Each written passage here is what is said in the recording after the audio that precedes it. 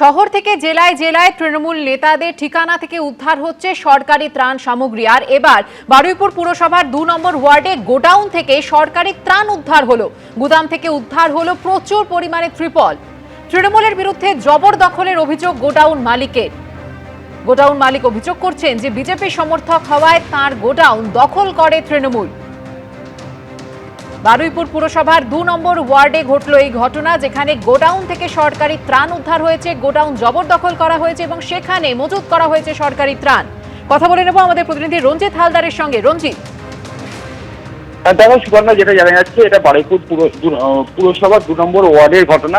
এক বিজেপি সমর্থক, তার যেটা অভিযোগ, পালা বদলের আগে তার যে গোডাউন আছে সেই গোডাউন জোর করে দখল করে নিয়েছিল। তার অভিযোগ জয়ন্ত ভদ্র, যিনি জেলা পরিষদের সদস্য, তার বিরুদ্ধে অভিযোগ যে দীর্ঘদিন ধরে তার গোডাউন দখল করে নিয়েছিল। পালা বদলের পর গতকাল রাতে তার গোডাউন তিনি নিজে যখন খুলতে যান, সেই সময় গোডাউন খোলার পরেই দেখেন যে ভিতরে প্রচুর পরিমাণে ত্রিপল মজুত করে রাখা হয়েছে, যেখানে চলতি বছরের ত্রিপলে আছে এবং পুরনো প্রচুর পরিমাণে ত্রিপল মজুত করে রাখা হয়েছে।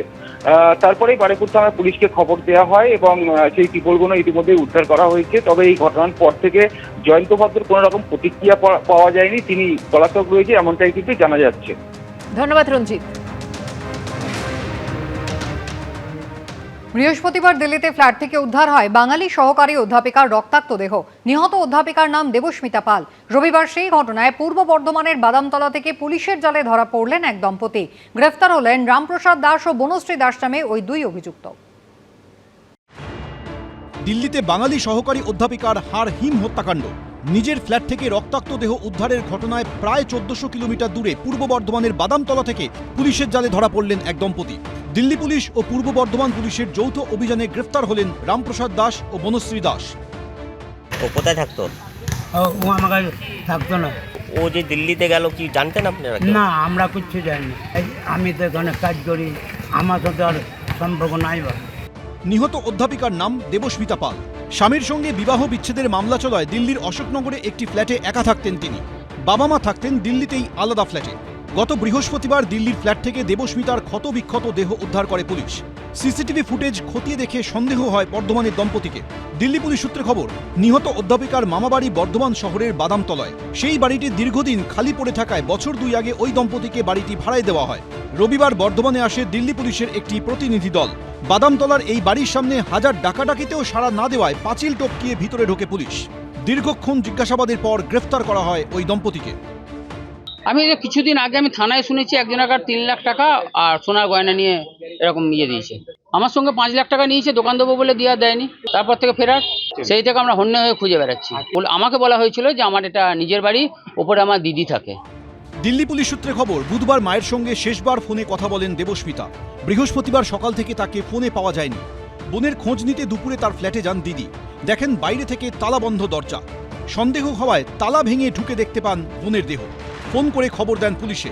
কিন্তু কারা খুন করলো ওই মহিলাকে, আর কেনই বা খুন করা হলো? বর্ধমান শহরের বাদামতলায় এই দোতলা বাড়িটি দেবস্মিতার দাদু।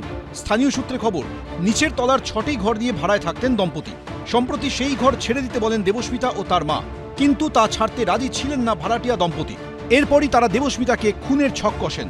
দিল্লি পুলিশ সূত্রে খবর, দেবস্মিতার ফ্ল্যাটে সিসিটিভি ক্যামেরায় দেখা গেছে ওই 2 ভাড়াটিয়াকে।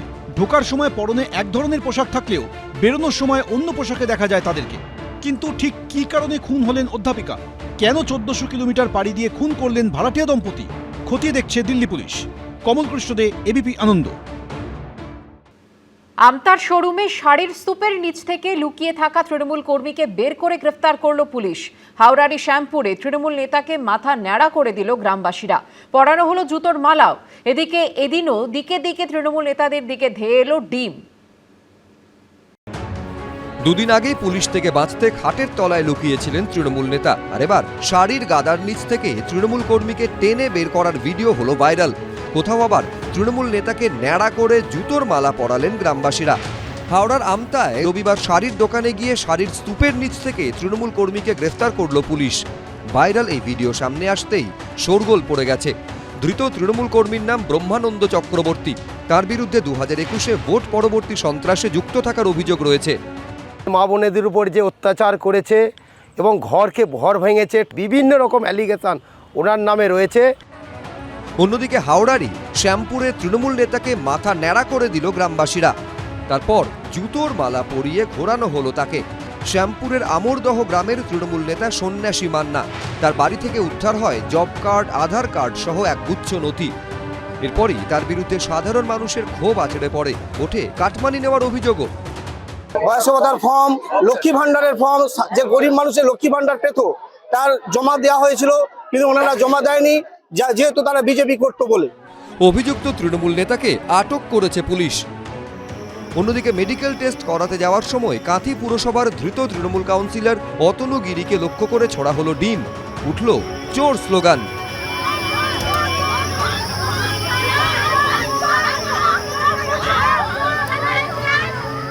পশ্চিম মেদিনীপুরের খড়গপুরের তৃণমূলের এক পঞ্চায়েত প্রধানকে গ্রেফতার করেছে পুলিশ। ধৃত নাজবুল খাঁ খড়গপুর 2 নম্বর ব্লকের চক মকরামপুর গ্রাম পঞ্চায়েতের তৃণমূলের প্রধান। তার বিরুদ্ধে সরকারি ত্রিপল, সার, কীটনাশক বেআইনিভাবে মজুত রাখার অভিযোগ রয়েছে। এদিন প্রধানের অনুগামীদের লক্ষ্য করে ডিম ছোড়েন স্থানীয় বিজেপি কর্মীরা। এরই মধ্যে ইঙ্গিতপূর্ণ পোস্ট করেছেন চুঁচুড়ার পরাজিত তৃণমূল প্রার্থী দেবাংশু ভট্টাচার্য। সমাজ মাধ্যমে লিখেছেন, কিছু চোর, ডাকাত, তোলাবাজের গ্রেফতার দেখে যে কি আনন্দ পাচ্ছি বলে বোঝানোর নয়।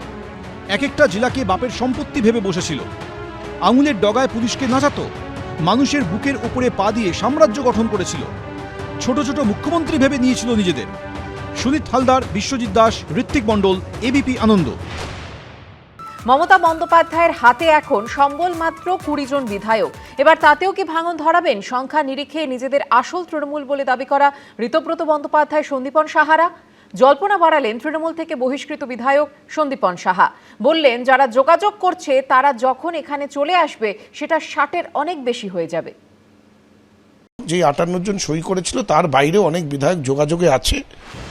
সবেধন নীলমণি 20 জন বিধায়ককেও কি শেষ পর্যন্ত রাখতে পারবেন না মমতা বন্দ্যোপাধ্যায়? তার শেষ সম্বলেও কি ভাঙন ধরাবেন সংখ্যার নিরিখে নিজেদের আসল তৃণমূল বলে দাবি করা ঋতব্রত বন্দ্যোপাধ্যায়, সন্দীপন সাহারা? শনিবার সেই জল্পনা ফের উস্কে দিলেন বিধানসভা ডেপুটি লিডার ও তৃণমূল থেকে বহিষ্কৃত বিধায়ক সন্দীপন সাহা।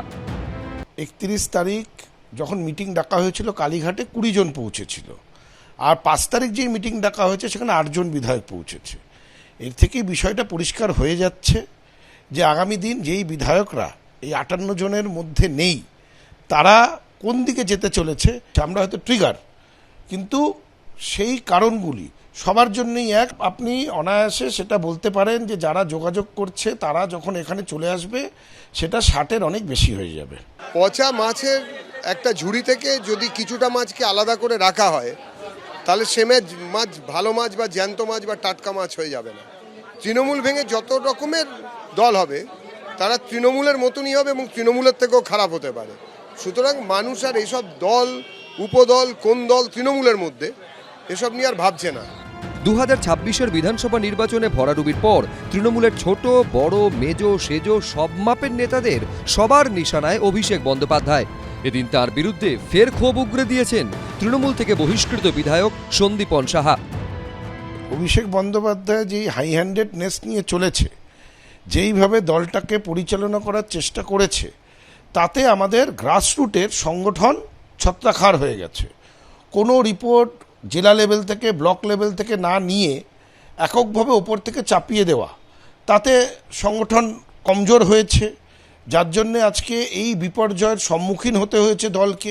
প্রশ্ন তো তাকে করা হবেই। দেখুন, আমরাও তো প্রশ্ন করেছিলাম, তার কোনো উত্তর পাইনি দলের অভ্যন্তরীণ মিটিংয়ে।